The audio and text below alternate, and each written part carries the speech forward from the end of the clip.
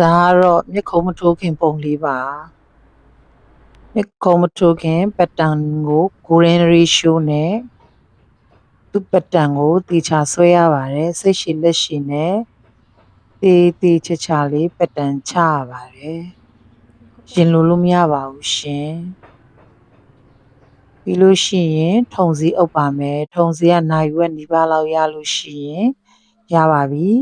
စထိုးလို့ရပါပြီဧည့်သည်ကအနောက်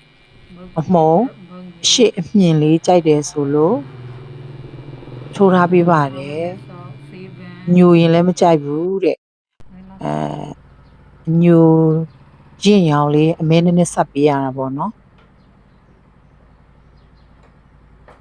အမြင်ချစ်နေတာလေးပါအမြင်ချစ်ရင်လည်းတေချာစိတ်ရှည်စွာချစ်ရပါတယ်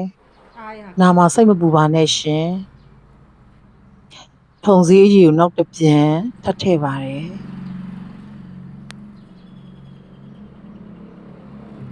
ဧည့်သည်ကနာမယ်ဆိုလို့ရှိရင်ထခုံပါပြီပေါ့ရှင်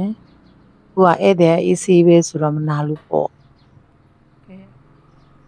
စိတ်ရှည်လက်ရှည်တေချာဆွဲရပါတယ်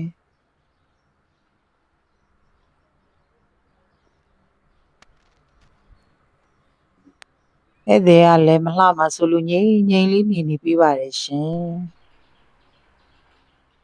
ဒါကတော့အားလုံးထူပြီးတဲ့ရက်လက်လေးပေါ့နော်လာတော့ကတော့တော်တော်ကြီးပုံပေါ့ရှင်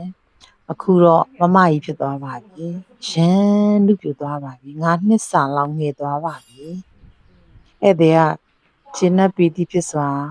ပြန်သွားလို့ကျမလည်းရမ်းပီတိဖြစ်မိပါတယ်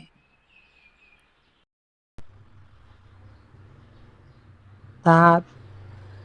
ရန်လူပြိုသွားသောမမကြီးပုံမှာ